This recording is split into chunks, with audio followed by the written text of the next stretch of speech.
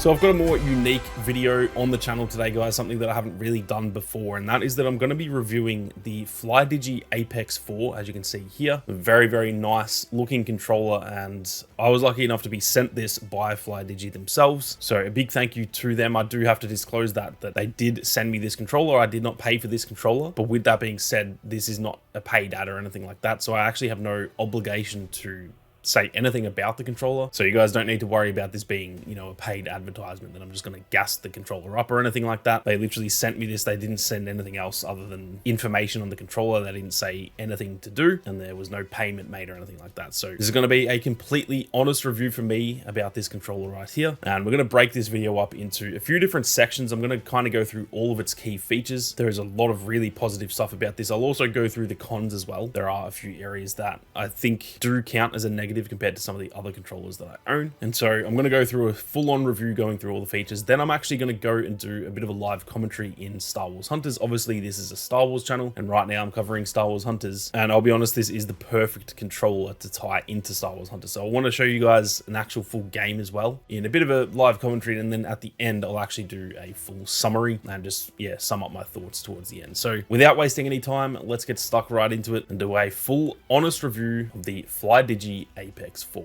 Now I need to preface this video as well by saying this is a pro controller, so you can see it does have paddles on the back. I'll get to that a little bit once we get through the actual, you know, the features of the controller. I do also want to say though that I've been using pro controllers for I don't know how long now, at least 6 or 7 years at this point. This right here is what I use on my Xbox. It is an Xbox Elite. As you can see, it's got paddles on the back. And then when it comes to playing on PlayStation, I use the Scuff Reflex, I believe this is called. This is obviously the PS5 version, and as you can see, paddles on the back as well. So I have been using pro controllers for a long time now, and on top of those ones on the previous generation of consoles, I also used multiple different scuffs for the PS4 as well as a Nacon controller for the Xbox One as well. So although there are many people out there well more versed in pro controllers than me, I do have a fair amount of experience with pro controllers. I essentially do not ever play without a pro controller, at least when I'm at my own setup anyway. And so this isn't just coming from the perspective of this is the first pro controller I've used. I've used about 6 or 7 at this point, which will help me kind of balance out my thoughts a little bit. Now, the first thing to get into with this controller is that it is obviously in the Xbox layout, so it doesn't have the symmetrical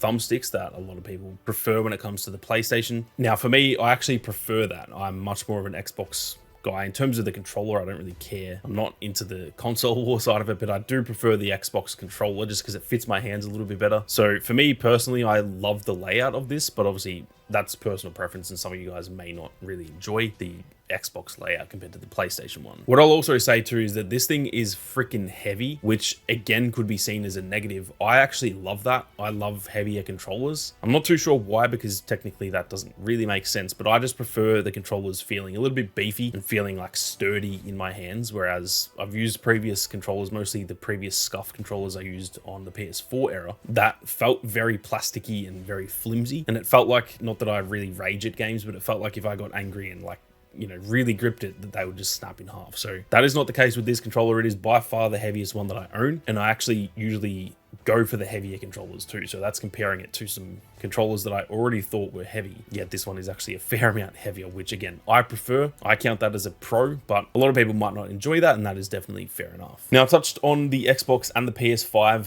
controllers that I own as well. One thing I'll say, the unfortunate downside, this is definitely a con when it comes to this controller, is that this is only compatible with PC, the Nintendo Switch, which is a big part of why I'm sort of interweaving this into a Hunters video, as well as on Android and iOS too. So if you're a console player, if you play on Xbox or PlayStation, unfortunately, this thing cannot connect to the consoles, which is definitely a big negative for me, considering I play on both Xbox and PlayStation. Now, obviously, I've got my own pro controller, so it's not too big of an issue, but if I bought this not knowing it wasn't available or something, I'd be a little bit annoyed, so I wanted to warn you guys about that. If you're buying this for a console, then simply don't buy this controller because it is not compatible with Xbox or PlayStation. That being said though, like I mentioned, it is available for the Switch. Now that is a big plus for me covering Star Wars Hunters content, and like I said, you guys are here for Star Wars Hunters content too. This can be used to play Star Wars Hunters not only on the Switch but also on your phone, whether it's iOS or Android. This is fully compatible with both of those as well. So no matter where you play Star Wars Hunters, and again, even if you're playing it through BlueStacks on the PC, it is compatible with PC as well. So anywhere you can play Star Wars Hunters, this is usable, which for the sake of this video is a big positive, obviously, but I do consider that a negative when it comes to not being compatible with the other consoles. Now, the biggest selling point of this controller is essentially to do with its thumbsticks. Now, it's hard to tell from just looking at it here, but these are actually a brand new technology when it comes to the joysticks, that they are actually the first alloy joysticks that have adjustable tension, which is a really, really big feature. Now, the other thing with the way that these sticks are designed is that it is literally impossible for these to get stick drift. Now, with all of my other controllers, especially with this one, keep in mind, I've had this, like I said, for about, I want to say it was like 2016, so that's like 8 years ago. This controller has held up so well, it still feels pretty much brand new, but it does have the tiniest little bit of stick drift. I've got the tallest stick on the right thumb, and it does just have the very slightest stick drift. So pretty much every other controller on the market and all of the controllers I have, the way they are designed, stick drift is possible, and it hasn't happened with my PS5 one yet, but I'm sure it will eventually. It's happened with previous SCUF controllers. With the FlyDigi Apex 4 stick drift, the way that they're designed, it is literally impossible. Even after 5 years or so, it literally just cannot happen the way that these are designed. How it works is that essentially, and this is layman's terms because I'm just simply not smart enough to understand this stuff, but in most other controllers, there are moving parts that do essentially grind against each other, and over time they wear out. With these joysticks, they are essentially using like magnetic technology to pinpoint, I guess, the location of where the joystick is, and that's how the aiming works. And so it means there's no moving parts grinding against each other. And for example, even if if something was to break with this, it actually doesn't affect the stick drift, causing,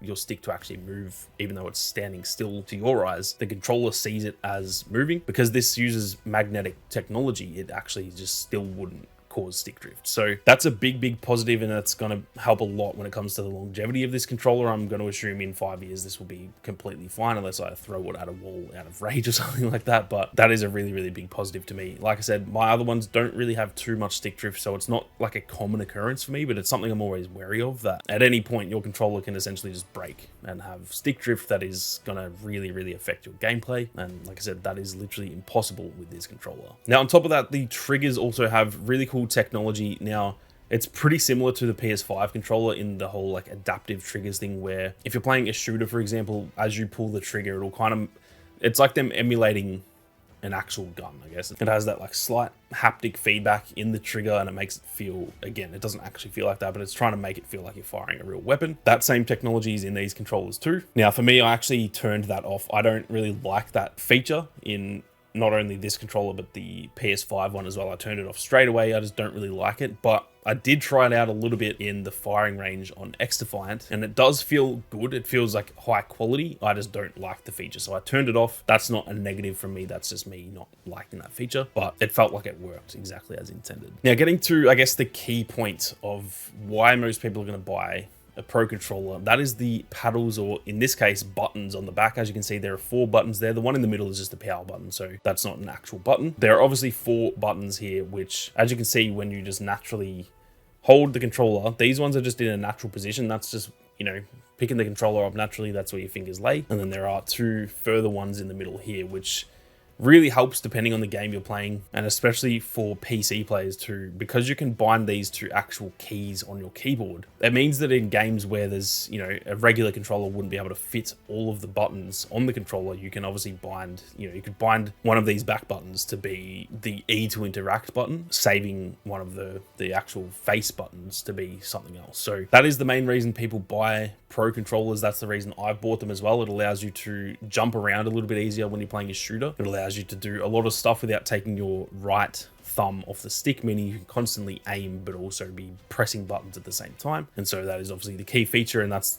like I said, the reason that I buy these controllers. Now, the button placement and everything, like I said, it feels good, it feels natural, and I really do like the buttons. My only real negative with these is that if you listen to the sound of this, it is quite loud. And if I compare that to my Xbox One, you can tell, or at least hopefully through the mic, you can tell that it is quite a bit louder on this controller.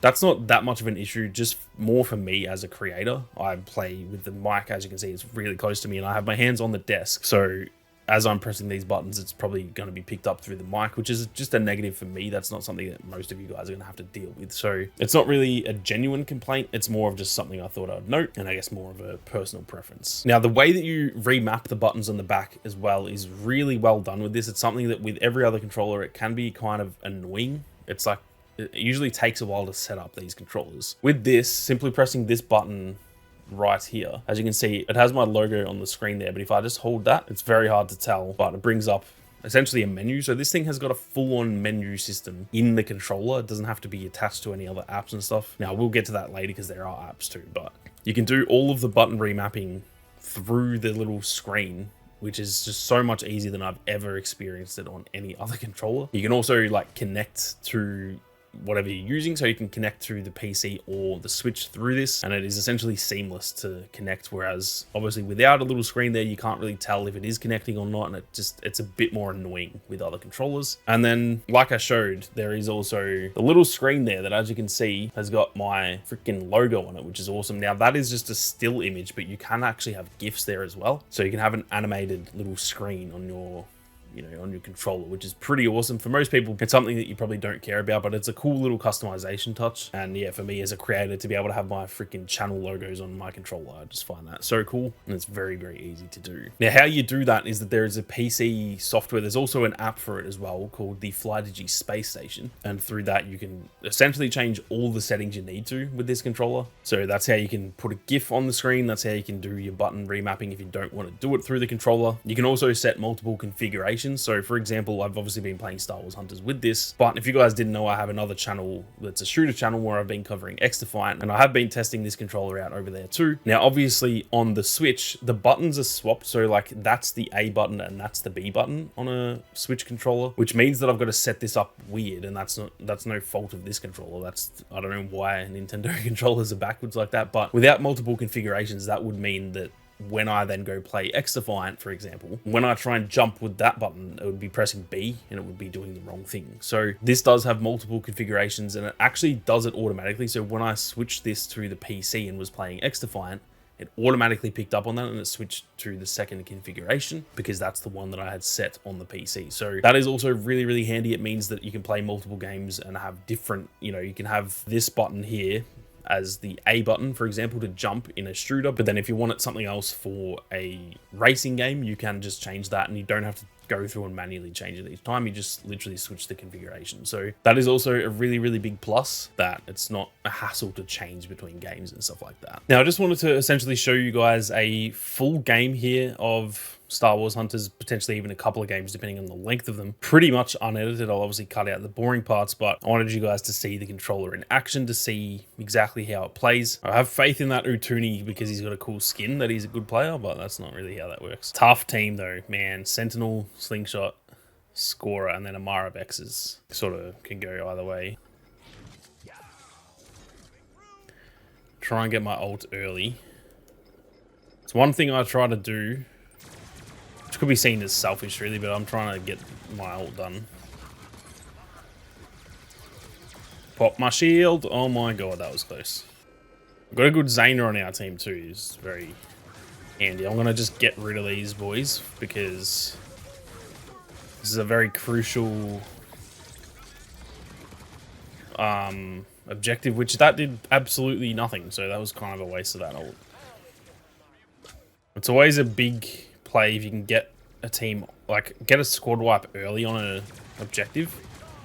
A lot of the time it means you can just kind of claim that objective the entire time. Come on, Utuni. Oh no! Please tell me he killed that scorer. That's all we need.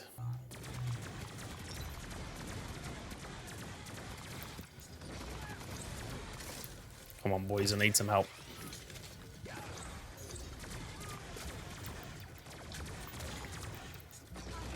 Oh, it was such a waste. No! Oh my. Gotta get rid of the scorer and hopefully the sentinel. Okay, we're kind of getting slapped a bit, boys. Try and knock them off.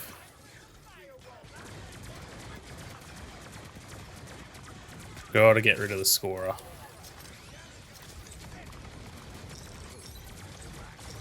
Where'd my shield just go? What the fuck? Shield just got deleted. That sentinel is tanking damage. What the hell? Alright, we need this one. We need this so bad. Man, me and this slingshot have had some tough matchups already. Come on. There we go. Alright, I got the ult. I need them to just come down here and try and push us. Nice. That's both of them dead. Nice, boys. Nice. We can come back from here. This is alright. This is alright. Slingshot's got his ultimate, but Zane has just popped hers as well. That might be time for me to go jump abouts up here. There we go. We're back in it, boys. We are back in it. Oh, look at us go. Look at us go. We are actually going to hit the lead here, I think. Yeah. Alright, Zane is on that. I'm just going to the next one, to be honest. Tooney's already doing his thing. Oh man, that's a well-placed ultimate there from Scorer. Alright, this is going to be tough to get them off here though.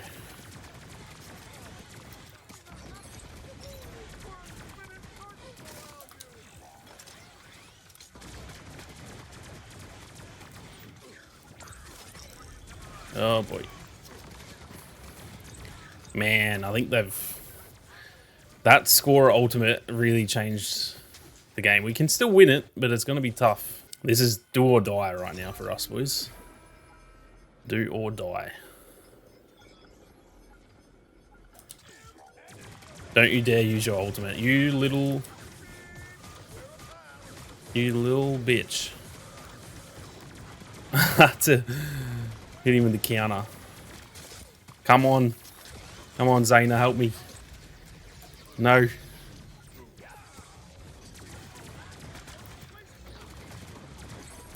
Oh, we're clutching up, boys. We're clutching up. Absolute. Yeah. The yeet from Sentinel off that point just then. Holy shit, what a game. GG's. Now, I've got some of the abilities keybinded to the buttons on the back here that I legitimately don't know if I would have gotten them off if I didn't do that. So the controller, I'm not going to say it won the game. It's not like if you own a controller, it wins. It does everything for you. But I genuinely think that really helped in that game. Very, very all-around game there. That freaking... This dude went 1-12, but was doing numbers with the heals. That was a really well contested game. Holy shit. GG's. And we are one game away now from potentially getting into Beskar solo, which has been a grind, but it has been very, very fun. So as you can see, this controller works seamlessly with Star Wars Hunters. It's not only with Star Wars Hunters, it's obviously with literally any game that you can play with a controller. If you can use a controller on another game, you can play it with this controller too. But considering we cover Star Wars Hunters here, I thought it was the perfect way to show that off, just how seamlessly this does work with the Switch, as well as, like I said, if you play on your phone as well, this does also work the same way. Now, to sum up my thoughts overall, I honestly cannot recommend this enough. This has completely taken me by surprise. I did not expect this controller to be so good. Like I said, have used this controller for about 8 years now, and this controller, to me, this feels like home. This is the controller that just fits in my hand perfectly, and I've always said this is the best controller that I've ever owned. I do also really like my scuff. I don't use it quite as much, or at least over the years I haven't. I'd probably use it more now than I used to, but I also really like this scuff controller. It is the best scuff that I've owned. I think I've owned 4 at this point, actually. This is by far the best scuff that I've owned. So I currently really love the controllers that I already had. And when FlyDigi sent me this, I honestly thought I'll use it for Hunters because obviously it works on the Switch and I'll do the review, but I didn't think I would love it more than those controllers. What I can safely say, after playing with this for about a week or so now, this is literally the best controller that I own. Undoubtedly, it's not even close. The Xbox controller has been #1 for me for years now, but yeah, this is dethroned it. And the only competition I can imagine this having, with how good this feels, it feels so high quality. It feels just like a very professionally made controller. The only competition I can imagine this having is that this is the Series 1 Pro controller, or the Elite controller for the Xbox, and Eventually I will be buying the Series 2, which is the newer one. It's still relatively old, but it's newer than this. And so that's the only thing I can think of that would potentially dethrone the Apex 4. Just because I know the quality of this one and a new one, you know, I'm sure that would be really, really solid. But for now, this is the #1 controller I've ever used. Now, to kind of back up that claim a little bit, there is a website called Game Paddler, which is essentially a latency tester, but it does a bunch of other testing, and it's very, very in-depth. Now, if we go and take a look at this website, as you can see, there are so many controllers. These are all different brands and stuff like that. They're between PlayStation and Xbox, and there is just so many controllers here. Ranked #1 on this entire website is the FlyDigi Apex 4 with a ranking of 9.9 out of 10. So as you can see, that's not just me saying it's the best controller that I own. It is on this website rated as the best. Now, this is not someone's opinion. This is based on all of these stats. And as you can see, they don't mess around. This is not just some random dude saying, oh, like, oh, I think this is the best controller. No, they've gone through and done so much testing, latency related stuff to do with the joysticks. And there's just so many different tests they've done here. And like I said, they have done that testing, the same testing I just showed for every single one of these controllers, and it has placed the Apex 4 as essentially the #1 controller on the market. So again, that does not mean that it is objectively the best controller, because there's more to it than just the latency testing and the, you know, joystick precision and stuff like that. There's also how it feels, how it looks, and all that kind of thing. So it is also just personal preference as to which people think is the best controller. But I definitely have to say this thing has blown me away, and yeah, if they ever make one of these for